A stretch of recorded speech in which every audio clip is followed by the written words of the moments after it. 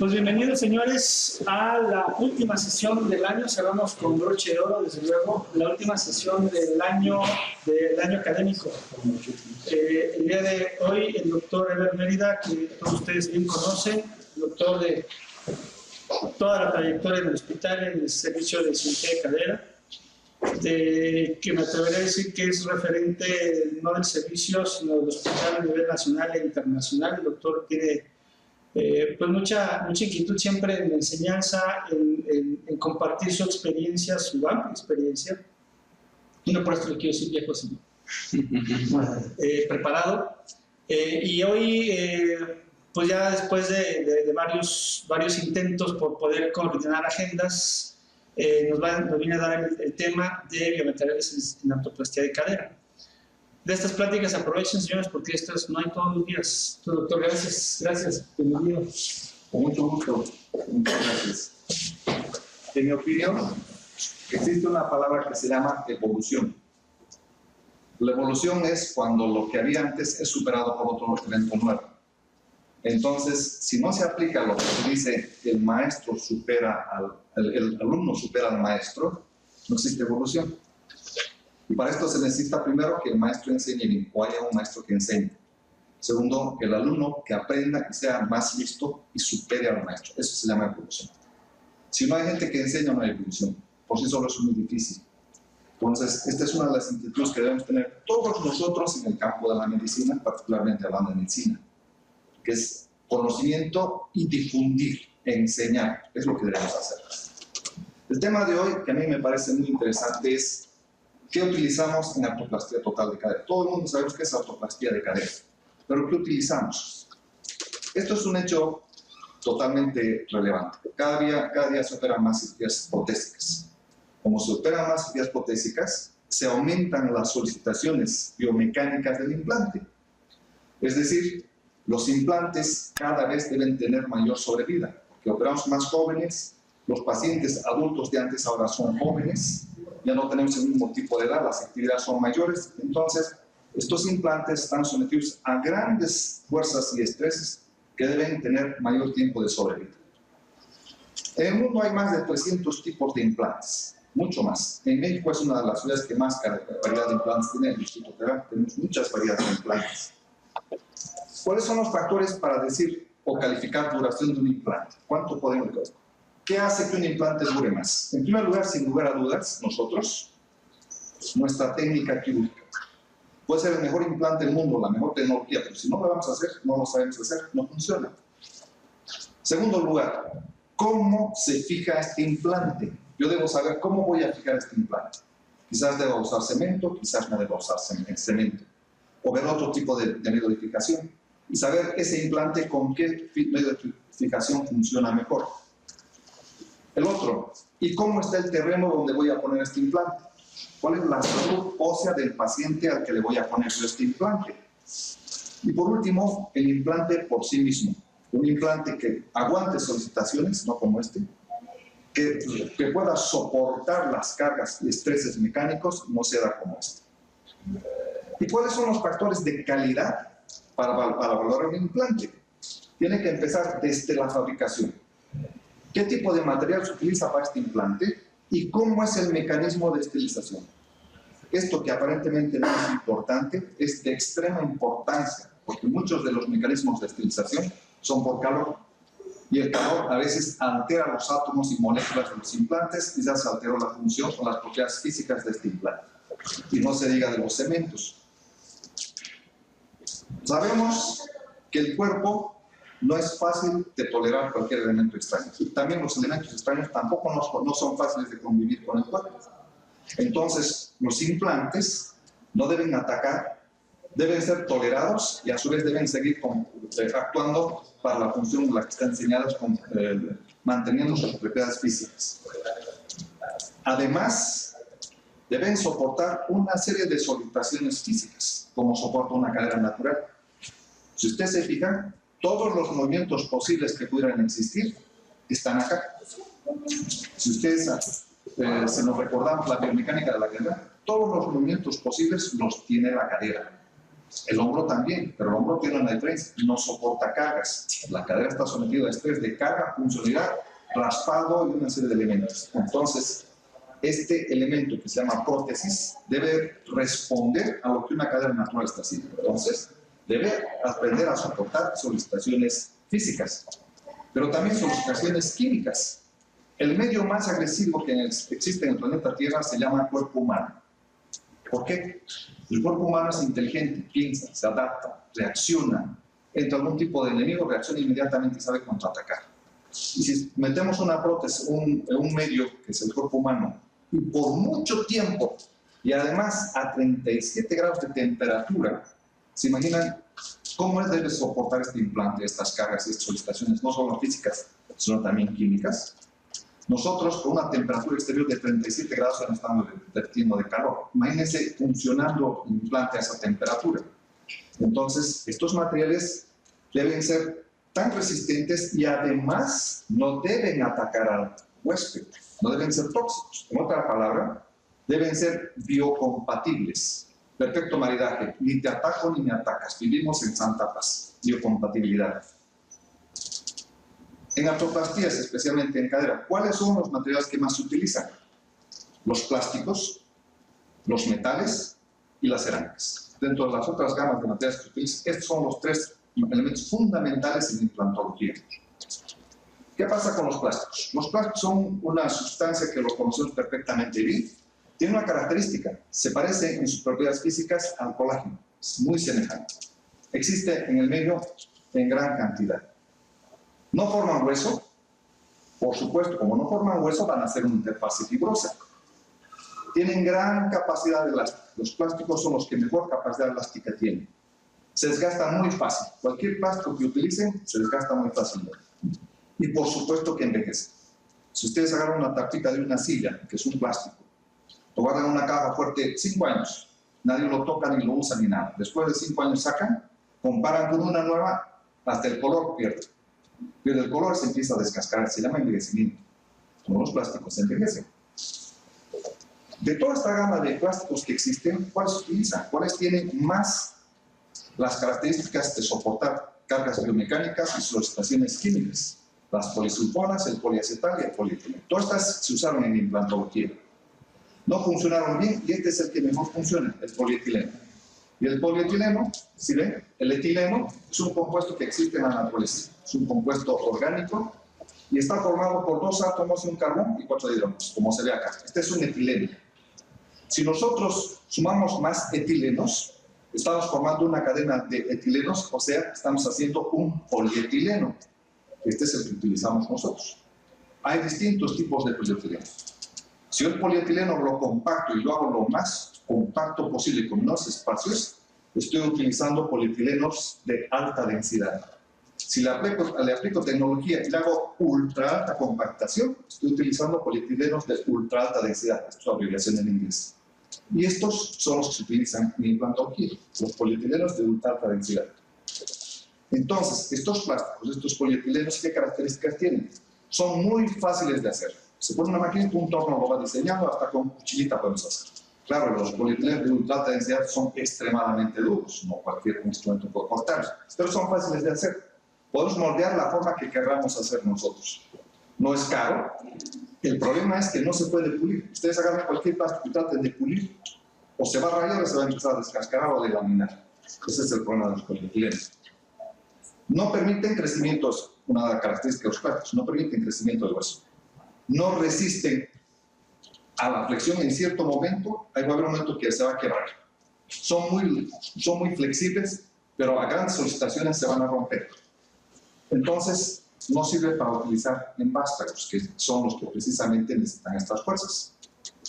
¿Y qué ha hecho la tecnología para mejorar esta situación? Porque implantología, prótesis de cadera, es sinónimo de alta tecnología. La OMS nombró a la cirugía protésica de cadera como la cirugía del siglo, en el siglo pasado, por las grandes características que tenía. Todo por la ciencia. ¿Y qué ha hecho la ciencia?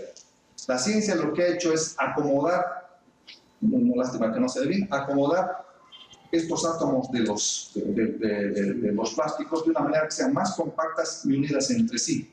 con cadenas. Esto se llama crosslink o de alto entrelazamiento.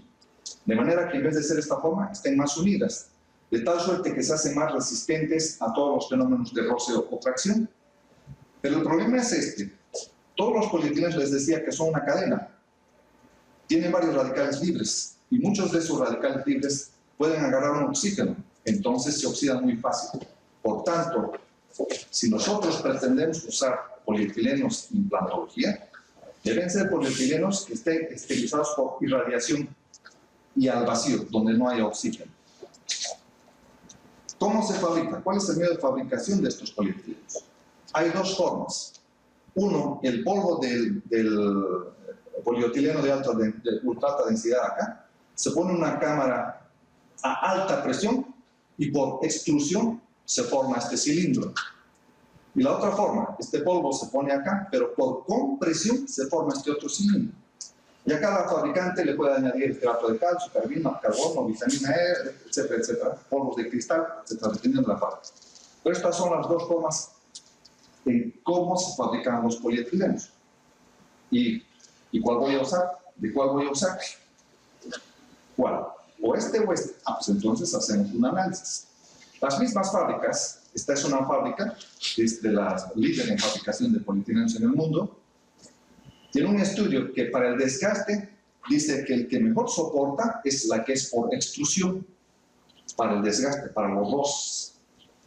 En su fabricación, de acuerdo a los elementos que ellos añaden, estearato de calcio, vitamina, etcétera, para ellos, el fin de ellos es evitar el desgaste, entonces para ellos es mejor el extruir. Y otra fábrica, la Ticona, que tiene otro tipo de polietilenos, para ellos lo importante es que resista al impacto, los golpes. Entonces, para esa otra fábrica, lo mejor son los de prensado. Entonces, desde aquí debemos utilizar nuestra inteligencia. Si yo tengo un paciente pesado y va a correr ese impacto, ¿cuál polietileno voy a buscar? Entonces, desde ahí debemos saber qué fábrica utiliza este polietileno. Entonces, ahí empezamos a ser médicos científicos. Ya dejamos de ser médicos operadores, desde acá. Les decía que es importante la esterilización. Vean, este estudio es muy impresionante. Cómo se hacen los polietilenos cuando están esterilizados con oxígeno y cuando están esterilizados sin oxígeno. Vean la gran diferencia. Estos se oxidan, se envejecen muy rápido, estos no.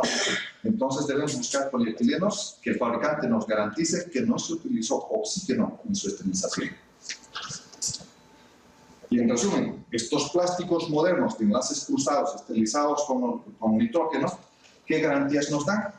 Pues son termoplásticos, toleran muy bien, son buffer para el calor, recuerden que tienen que funcionar a 37 grados de temperatura, son aislantes de cargas eléctricas, no son fáciles de diluir, no es muy fácil diluir, el cuerpo no diluye fácilmente ni ataca fácilmente estos polietilenos, por tanto fisiológicamente son indiferentes, tienen mejor capacidad de deslizamiento, de roce, que es lo que buscamos nosotros en implantología. Por tanto, son más resistentes a la radiación y el desgaste que los otros polietilenos normales o que el polietileno simple de ultra alto peso molecular.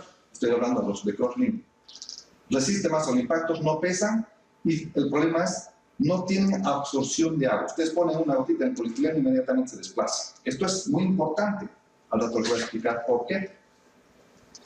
Entonces, estos polietilenos tienen menor desgaste. Si tienen menor desgaste, hay menor fabricación de partículas. No se dilatan con el calor, soportan bien el calor, porque les decía, son termostables, porque si no, por la fricción te dilataría. Al momento de contraerse, se empezaría a ver problemas de aflojamiento. Toleran muy bien. Son más duros, por tanto, resisten menos la deformación. Por esto, estos polietilenos no se pueden usar en insertos tibiales, donde la placa es muy alta y está sometida a fenómenos de deformación. Resiste más los golpes, es muy duro. El problema es que cuanto más duro hacemos, hay más probabilidad de ruptura, como si fuera un cristal. Muy duro, pero se puede romper. Y el otro, el tiempo, que es el que valora hasta ahora, no ha dado resultados definitivos, es decir, este funciona más que este otro y tiene mayor durabilidad que este otro. Por eso, este estudio, el doctor Maloney hizo un estudio muy interesante de todos los polietilenos y dijo, aguas, los enlaces cruzados son mejores, funcionan más, aguanta el desgaste y todo. Pero aguas, si utilizamos de muy alto enlace molecular, de muy alto cruce, la probabilidad de fractura es mucho más alta. Mucho cuidado. Vean esto. Solamente este es un estudio de polietilenos por extrusión forzada, la barrita. Para este lado, de aquí, son los que usan alta radiación en sus procesos de fabricación. Los de aquí los que usan baja radiación. Aquí está el proceso. Por ejemplo, que son de muy baja radiación. Están estabilizados por calor, porque de centralita se utiliza calor. Otros son medianamente radiados, no usan calor, están en frío, están derretidos, o sea, primero se hace el enlace cruzado, luego se les funde y se les da la forma. Que utiliza ya más radiación, utiliza radiaciones mucho más altas, también lo hace en frío, pero lo hace maquinado después de la copia. Y así cada uno va fabricando distintos tipos de polietilenos. Y aquí están las marcas, aquí el producto. Se llama Duracom. ¿Quién lo vende? Esta compañía. Y lo vende en la forma de Stryker y de Ostión. Estas dos empresas tienen este tipo de polietilenos. Otro, la Marathon o el XLP, la fabrica DePuy, Johnson & Johnson y Smith & Nephew, este tipo de polietilenos. Los que tienen el Crossfire, que son estos, que ya empiezan a utilizar radiaciones más altas, o sea, más duros. Stryker y Ostiones. Stryker y Ostiones tienen los dos. O sea, cuando yo pido una prótesis, dependiendo de mi paciente, yo debo saber pedirle a esta empresa si voy a pedir este o este, porque esta empresa fabrica los dos. O esta otra que también fabrica, por acá. Sulzer actualmente fabrica también lo mismo que estos otros. Por eso hay que saber de cada marca cómo está hecho su producto. Entonces los plásticos, en definitiva, como no se pueden usar en vástagos, se utilizan en superficies donde haya fricción. Vean esto, estos son los polietilenos de ultra alta densidad, el tipo de desgaste con cabezas de titanio, de acero, de cromo cobalto, de aluminio y de circonio. El de titanio hasta casi 25 micras por año. El que menos desgasta es la cerámica. Es el que menos desgasta, cabeza de cerámica. Entonces, otro índice de razonamiento, ¿qué par voy a usar? ¿Y qué pasa con los enlaces cruzados?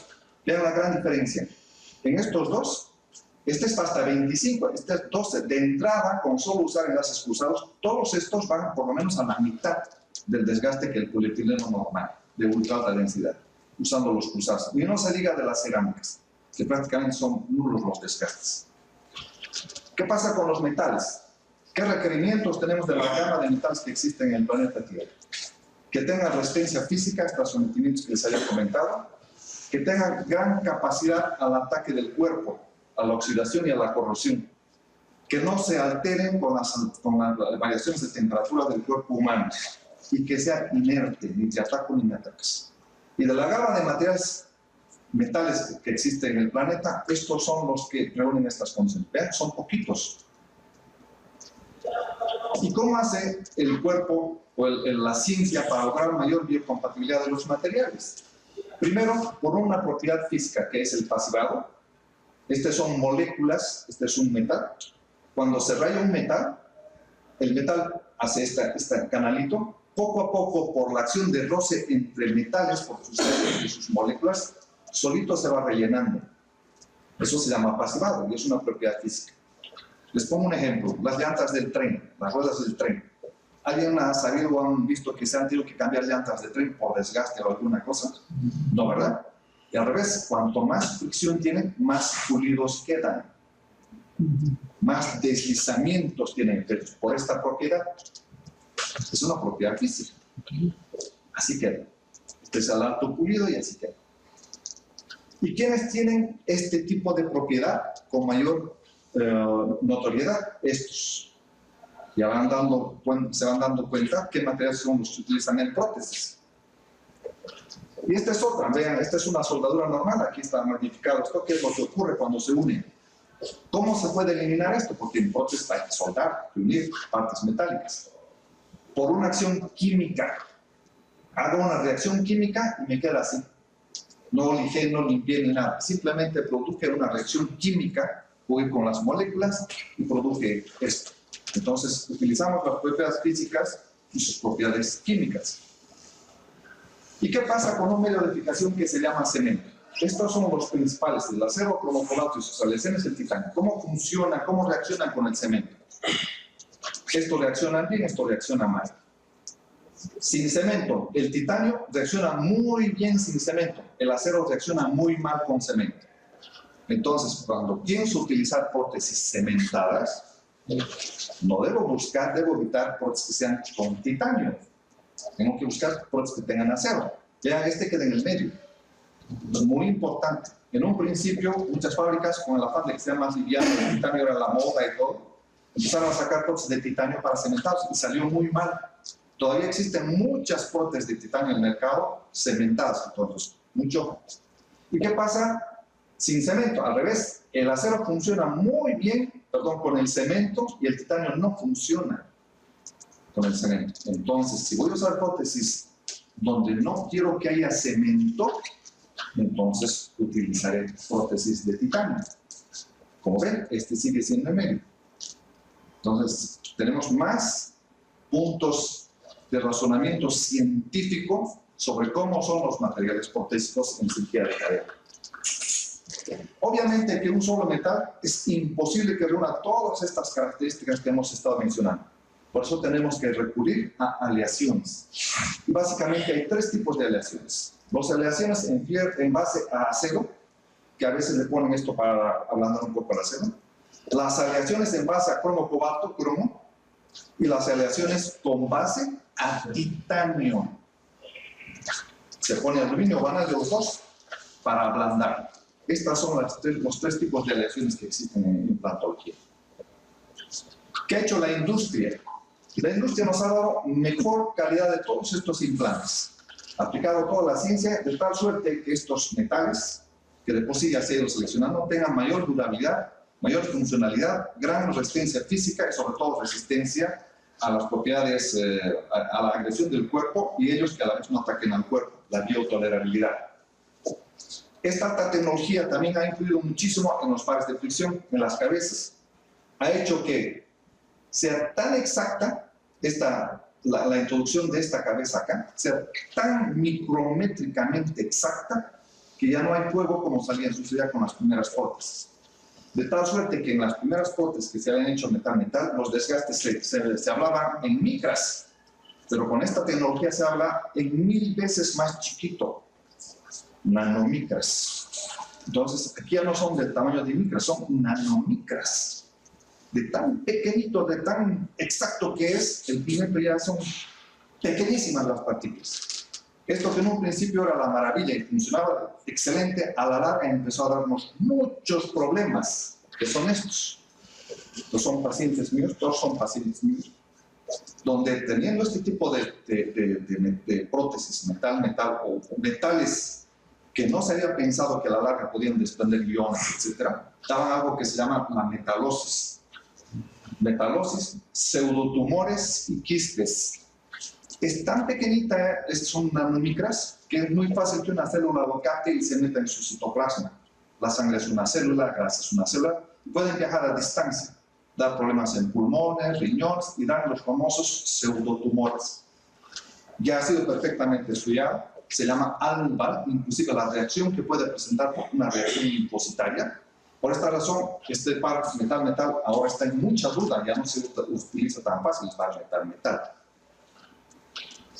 Hay un elemento metálico muy importante, el tantalio. ¿Y qué es el tantalio?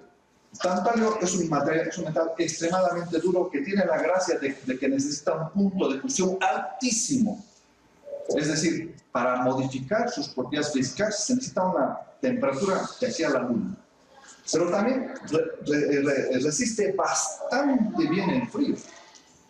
Es poco lo que se puede alterar. Y además se combina con oxígeno y cloro, elementos fundamentales que existen en el cuerpo, no hay problema. Y reacciona solamente con este ácido. Ningún otro elemento más puede atacar o hacer reaccionar al tantalio.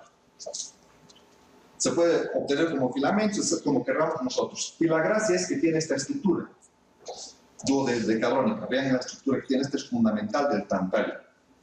Y además, por todas estas características, tiene una gran biotolerabilidad. ¿Y para qué me sirve? Con el tantalio yo puedo fabricar un metal de tipo trabecular. Y si yo aplico ciencia, hago que este tantalio haga hierba, haga una especie de espuma, eso se llama pirólisis. Esta espuma se endurece y queda así. Y si aplico ciencia y a esta espuma endurecida le agrego depósitos ¿dónde está? De sodio, hidróxido de sodio, hidroxiapatita, y lo recubro, me queda así. Entonces, si ustedes se fijan, tiene una estructura totalmente parecida a lo que es un hueso esponjoso. No pesa, tiene alta resistencia, tiene muchas propiedades físicas. Resiste bastante bien toda solicitación. ¿Por qué resiste bien? Por su misma estructura. Ustedes conocen los postes de alta tensión que existen en las carreteras. No son torres macizas, son torres, pero intercaladas con una especie de como palitos cruzados entre ellos, pero soportan. Eso tiene esta función.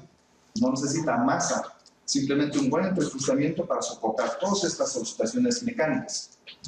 Les decía que soporta bien, son pocos los elementos que la atacan, como el cloro, el clorhídrico. Su modo de elasticidad es muy semejante al hueso, sobre todo al hueso subcondral. El modo de elasticidad se parece mucho. El metal normal es mucha diferencia, 200 veces de diferencia. En cambio, con el tantalio es casi igual, especialmente con el ya trabecular. Soporta cargas, las fricciones soporta bastante bien. Y vean acá, estos huesos y este es tantalio, vean, en un crecimiento de hueso, cómo se parecen. Son idénticos. Es inerte, muy activo, especialmente si le agregamos la hidroxiapatita, permite, invita al hueso a que crezca sobre los espacios por la hidroxiapatita.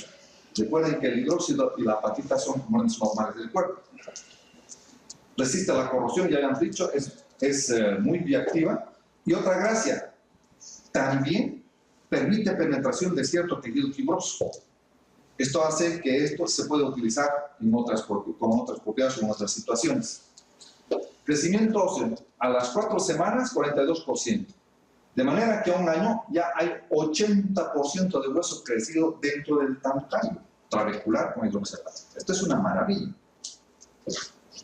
Las pruebas mecánicas superaban todas las pruebas mecánicas que necesitan para soportar las cargas que necesita una prótesis.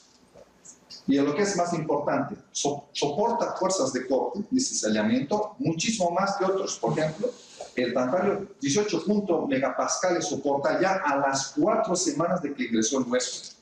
El cromo cobalto apenas es de 9, la mitad. Y los otros que se hayan inventado, el más alto llega a 12, este sigue siendo más alto, soporta mucho más las solicitaciones mecánicas. Les decía que permite crecimiento de tejido fibroso, o sea, se puede utilizar también para tendones y una serie de elementos donde hay más tejido fibroso más que hueso.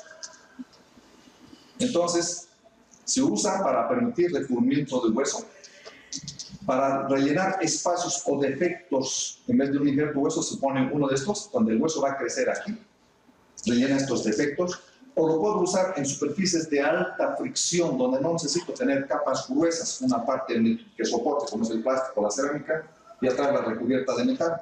Puedo hacer el mismo metal de un lado liso y del otro lado la parte porosa. Esa es la gracia. Y aquí hay unos ejemplos de prótesis que ya existen en el mercado. Vean los rellenadores. En vez de injertos se utilizan estos y crece perfectamente el hueso por ahí. Hay infinidad de elementos, anillos de refuerzo, de reconstrucción, etc. Y cualquier tipo de dificultad de estudiar de cadera con estos elementos se puede perfectamente manejar porque va a incluir hueso y va a permitir su crecimiento. Pero tenemos que hacer una consideración con el tantalio. Puntos en contra. Como verán, no es fácil hacer. El tantalio por sí mismo no es barato, es caro. El proceso de fabricar, de hacer que salga la espuma, que endurezca la espuma, de recubrirlo con hidroxiapatita es sumamente costoso. El tiempo de evolución no es muy alto, apenas llegamos un poco a los 10 años. Pero ya en otras cirugías tiene éxito. Por ejemplo, las placas que utilizan en la cabeza tienen muchos años y ha funcionado perfectamente bien. Los dentistas usan como base para los dientes artificiales. Funciona perfectamente muy bien hasta ahora. Y en neurología han usado una especie de mallas para tener ciertos crecimientos de hueso y ha funcionado perfectamente bien. ¿Y qué pasa en ortopedia? En ortopedia parece que en la parte de atrás, de crecimiento de hueso, no hay problema. pero aquí todavía la parte de adentro no sabemos. Recuerden que estos grandes desgastes que producen nanomicras, en instantáneo puede ser que sea más pequeñito todavía, y entonces recuerden que cuanto más pequeñitas las partículas es más fácil de difundirse. Por eso ahí no sabemos todavía esa parte. ¿Qué pasa con las cerámicas? Las cerámicas son un elemento que conocemos nosotros, existe mucho en nuestro mundo. Lo que sí, la cerámica hay de dos tipos. Las cerámicas clásicas que conocemos y los óxidos de cerámica. ¿Cuáles son las cerámicas clásicas? Estas que utilizamos en alfarería. Esas son las clásicas. Son de sílice a arcilla, que es el elemento que más existe en el planeta Tierra. Por eso en todas las culturas del mundo hay arcilla. Pero la ciencia también ha agregado algunos elementos, como metales y otros tipos de cerámicas especiales. Los científicos le llaman cernets, para hacer que estas cerámicas, que aparte de contener algo, sean un poco más duras, sean más resistentes. Las losas, los azulejos, pisos especiales se fabrican con esto. Esas son las cerámicas clásicas. Y las otras eran los que les decía, los óxidos de cerámica. Este es el que nos interesa. Los óxidos de cerámica básicamente hay de dos. El óxido de aluminio, o se llama, también llamada alumina, y los óxidos de circonio, también conocidos como la circonia con Z. La alumina tienen la misma estructura, son estructuras geométricas, como se ve acá, sumamente duro, de alta resistencia, muy poderosas, resistentes a la fricción. Hay de dos formas, el coridón y el que se utiliza el esmeril. Ya se imaginarán la resistencia que tiene para utilizarse en esmeril. Y el otro tipo de óxido de cerámica es esta, la circonia propiamente dicha. Su característica son estas formas, tetragonales, bien formadas, equilibradas totalmente, con alta resistencia. Soportan grandes solicitaciones mecánicas. Por eso las brocas más resistentes que más perforan son de este material, de la circonia. Los dentistas que se nos adelantaron mucho en tiempo utilizan esto para implantar los dientes. Duran casi igual o más que un diente natural, por lo menos en resistencia. Muchas partes de los motores sometidos a alta presión o altas temperaturas o alto trabajo son de cerámica. Los coches que tenemos, los coches modernos, la mayoría de los coches tienen partes de cerámica. Los cohetes espaciales, todos los que están sometidos a grandes esfuerzos tienen partes de cerámica, porque resisten muy bien el calor y los roces. Entonces, estos óxidos de cerámica que nosotros utilizamos se diferencian de las otras cerámicas naturales porque utilizan compuestos derivados de metal y los mismos salicilatos, la arenina que conocemos. Y de estos, los que nos interesan son los que tienen el hidroxicarbonato y la apatita. ¿Cuáles son estos? El hidróxido de aluminio, el hidróxido de titanio, el óxido de circonia y el sulfato de calcio o los calcios fosfatos. De toda esa gama, los que nos interesan son estos tres: el hidróxido de aluminio, la hidroxiapatita y los calcios fosfatos. Esos son los que más nos interesan. ¿Qué ha hecho la ciencia para hacer que esto funcione mejor? Primero, ha utilizado un proceso que se llama sinterización o sinterizado. El sinterizado consiste en agarrar el polvo, el polvito que hacemos, la masa con que se hace la arcilla, en este caso de los óxidos de cerámica, se le compacta y se le somete a un calor donde esta masilla, que era polvo, se empieza a hacer gelatinoso. No se funde, se empieza a hacer gelatinoso, pero llega a un punto antes de la fusión. Para hacerse gelatinoso, ha debido haber movimientos físicos y mecánicos en sus moléculas, se han debido acomodar. Como cuando hacemos hervir el agua, las moléculas empiezan a acomodarse, se empiezan a liberar oxígeno y empieza a haber vapor, etc. Por acción del calor. Aquí también las moléculas se empiezan a acomodar, a movilizar y se empiezan a compactar, como sucede con el calor, como el agua. Entonces, al hacer este proceso de calentamiento, sin llegar a fundir, porque recuerden que si fundimos, perderían sus propiedades físicas. Entonces, empiezan molecularmente a coaptarse más entre ellos, más, y sale el producto. Esto lo puedo volver a resinterizar otra vez para hacerlo cada vez más duro y hacerlo las veces que quiera. Este es un proceso natural que sucede en el planeta Tierra. Todos los diamantes, las piedras preciosas de alta resistencia tienen este proceso, el calentamiento a la Tierra, la fundición que hubo abajo, más las altas presiones, por los siglos y las múltiples veces que han sido sometidos, forman las piedras preciosas, el diamante, etc. Esto que la naturaleza no lo hace, la ciencia lo puede hacer. De esta forma es que conseguimos que estas cerámicas, que de por sí tienen grandes propiedades, tengan mejores propiedades. ¿Cuáles son esas? Primero, que tienen una unión química al hueso. Como el hidrógeno se une químicamente con el oxígeno y forma el agua. Esa es base para la cementación. Es decir, cuando conseguimos esto, no necesitamos un intermediario que pegue la prótesis. Es un crecimiento. No reacciona con nada, ni ácidos ni nada. Es más, todos los ácidos que conozcamos, los elementos más que deshacen el cuerpo, no nada más el cuerpo, son como los ácidos, ¿cómo se llaman? Los que se utilizan para destapar las cañerías, en buen nombre. Amoníaco. Lo contrario de los ácidos. Los álcalis. Todos están contenidos en ¿qué? Cristal o barro o pozos de cerámica. No están contenidos en metal, ni en plástico, ni en nada, porque no reaccionan. Baja reactividad, no reaccionan. Y como no reaccionan, son atóxicas, son bioinertes, y como tienen apatita y además hidroxiapatita, son osteoconductoras. Y esto que es muy importante, la hidrofilia. Pongan atención con los plásticos que no aguantan el agua. Esta es una gota que se pone en un metal. Vean cómo se forma la gota, por la acción de la tensión superficial. Vean lo que sucede en una cerámica. El ángulo que forma esta gotita en la cerámica es mucho más cerrado porque se expande más la gotita en la cerámica. Si yo le pongo un plástico, la pelotita por completo va a rodar. ¿Y de qué me sirve esto? ¿Para qué me sirve esta hidrofilia?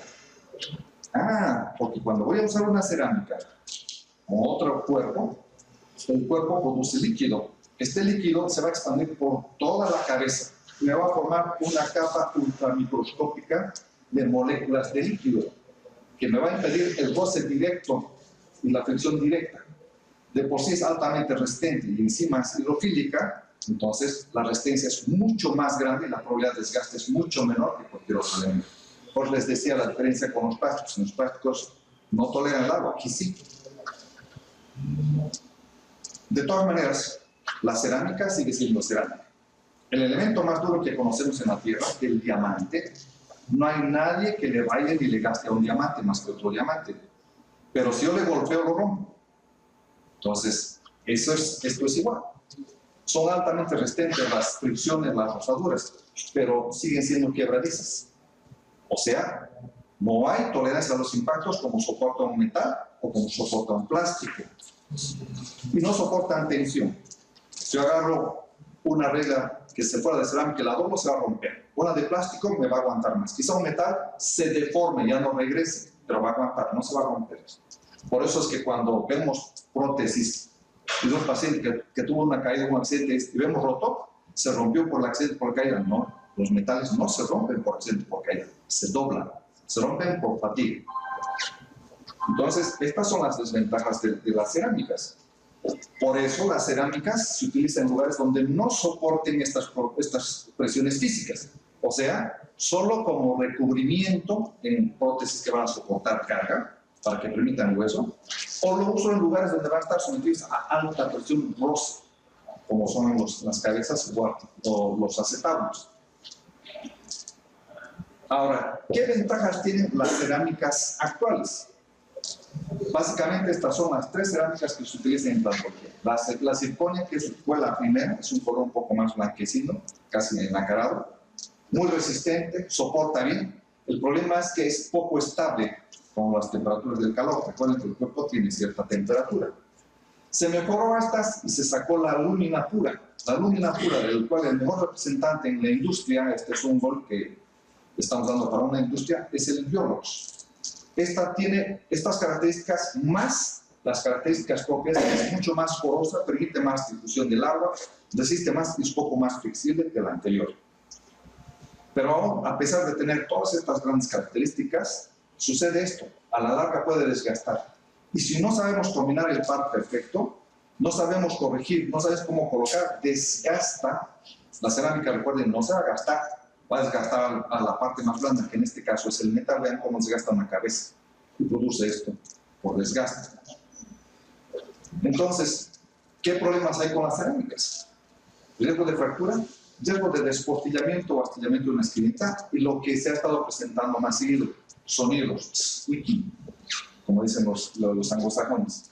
De tal suerte que se calcula que fracturas de insectos, uno de cada 7.000 implantes se rompen. De cada 7.000, es alta. Es muy poquito el porcentaje, pero se pueden romper.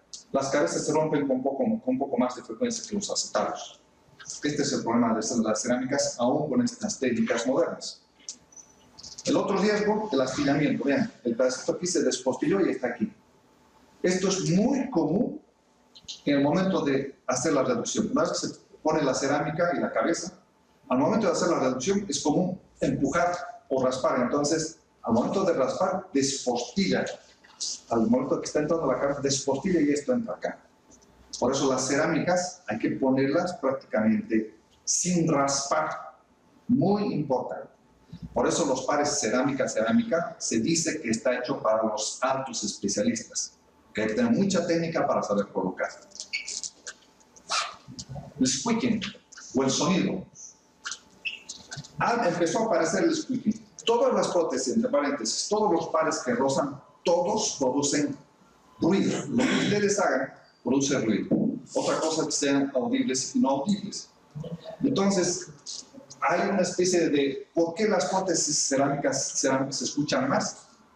Porque uno, cuando empezó a ver las prótesis cerámicas se empezó a usar por un tipo de vástago, que a la larga el vástago resultó ser muy resonador. ¿Qué quiere decir esto?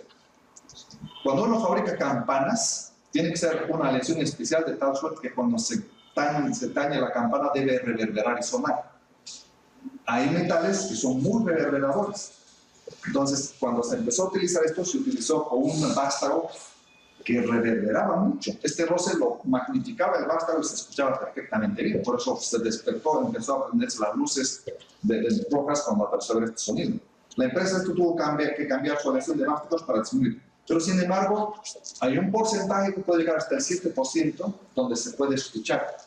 Se le ha atribuido mucho peso, pacientes muy altos, mucha actividad, etc. Pero básicamente los factores son estos, factores probados. Mala posición, no en la posición correcta, muy vertical, donde está raspando mucho en la esquina y empieza a resonar, porque en esa esquinita de la copa mal colocada, la zona de carga está muy disminuida. Cuando existe un impeachment, algo que está golpeando y está haciendo esto, resuena bastante bien, o que se nos metió un tercer elemento, como el despostillamiento en un pedacito chiquito que no lo vimos. Entonces, al molerse, resuena bastante, mucho más que con los metales. Y cuando no hay lubricación, que no es en el caso de las prótesis. En el cuerpo no, porque en el cuerpo siempre existe lubricación. ¿Y qué ha hecho la tecnología para mejorar esta serie de problemas que nos estaban presentando las cerámicas? Pues han utilizado la matriz de la mejor cerámica que había hasta ese momento, la Lumina, y le ha agregado óxido de circonio, estroncio, cromo, etc., de tal suerte que ha fabricado una cerámica mucho más resistente, aprovechando las características de las otras cerámicas, que el comercio lo denomina ahora sí Biolox Delta, una de las fabricantes del mundo, que por cierto son muy pocas, es una nada más. ¿Y qué se ha logrado? 160 veces más resistencia que el Biolox anterior que conocíamos. 150 veces más resistencia a los estallamientos que el otro Biolox. 210% más soporte al bending o movimientos que hace la cadera cuando está el paciente corriendo o saltando. En resumen, soporta 3 a 5 veces más todas las solicitaciones a las que estaba sometida el anterior material de cerámica. Y aparte, muchas fábricas le han añadido algunos elementos que evitan que choque este cuello con esta esquina y pueda despostillarlo. De manera que inclusive, aparte que sea como una especie de colchón, evite la resonancia. Entonces, estos datos que en un principio decía que uno de cada 7.000 implantes se rompía en cuestión de acetalos y uno de cada 2.500 en cuestión de cabezas, con estos nuevos implantes prácticamente se reducen a la mitad. Es muy difícil ya encontrar esto. Tiene que haber una verdadera falla en la cirugía para que ocurran estos mecanismos. Sobre todo estos. Orientación de los componentes. Esto es un trabajo muy interesante. El doctor Elkins en 2013 en la reunión de la American Academy presentó este trabajo y ganó el premio. de este trabajo, hacer una serie de estudios. Estos vienen animados, no los tengo animados, donde se ve la copa cómo se va moviendo y se va marcando los colores de acuerdo a la posición de las copas. Inclusive se ha hecho otro estudio donde hay partículas que nosotros no nos damos cuenta. Pues es muy importante ver cómo entra. No es deslizamiento, debe entrar prácticamente con la mano, se debe colocar. Vean cuando hay estas partículas cómo hay efectos resonadores por causa de este tercer elemento. Han debido escuchar el oxinio, que es otro elemento que se está utilizando. El oxinio es una cabeza negra como se ve acá. No es nada más que un metal que está ceramizado, un baño, por decir algo, de circonio. Ese es el oxinio. Es un metal, base metálica, pero con un baño de oxinio. La idea era que soportara más, pero también, como es una cerámica, va a fallar como una cerámica, no tolera rayaduras ni raspaduras, como se ve acá. Por eso es que en los reportes, la mayoría de los reportes de falla del oxinio son por defecto de técnica del cirujano. Hay rayones, este rayón magnificado acá, son verdaderas dientes de una sierra que va a estar desgastando, va a estar limando la contraparte. O si no sabemos utilizar bien el oxinio, vean cómo se va delaminando el oxinio, porque es una capa. La ciencia actualmente está experimentando con esto. Le está haciendo muchas capas para que pueda resistir. Esto se asemeja a las pinturas de los coches. Los coches no tienen una capa, tienen 5, 7, 8, 10 capas de pintura para que puedan resistir. Algo así se está haciendo. Se hace con reacción química. No es que se pinta, se hace una reacción química para formar esto. El otro problema que tenemos con todos estos materiales, por fin, ¿y qué par voy a usar sabiendo todos estos materiales? Sabemos que uno de los causantes de un aflojamiento protésico es la presencia de estas partículas que se originan precisamente por esto, este desgaste. Ese es el causante principal de los fenómenos de osteólisis y aflojamiento secundario, las partículas de desgaste. Entonces, esto es lo que tenemos que atacar. Tenemos que buscar pares que eviten formación de partículas. Y aquí tenemos un cuadro de todos los pares que hay. Metal, polietileno, cerámica, polietileno. Metal, metal, cerámica, cerámica. Y aquí está el cuadro. Vean, el que más desgasta, sin lugar a dudas, es el metal polietileno, que llega hasta 0.2 micras por año, milímetros por año. ¿Bien? Los metales duros, cerámica, cerámica o metal, metal, los pares duros son los que menos desgaste ocasionan. Esto se llama tribología. Este roce, este desgaste, produce por efecto de fricción, se va a producir el déficit. Esto es lo que se conoce en física como tribología. Este es el estudio que se aplica a los pares, tribología. Si nosotros estudiamos la tribología, vemos que hay muchas cosas que influyen para que este desgaste sea menor y la formación de partículas sean menores. Desde el grosor del líquido, del fluido, cuanto más fluido tenga, menos desgaste. Cuanto más lisas sean las superficies, menos abrasión va a haber. Cuanto más dura sea el material, menos reacción química que pueda desprender las superficies. La carga, debemos ver qué cargas puede soportar estas fricciones. La velocidad de movimiento, no es lo mismo movimiento lento que movimientos rápidos. Los movimientos rápidos desgastan mucho. Conocen el GIS, TISA en muchos otros países.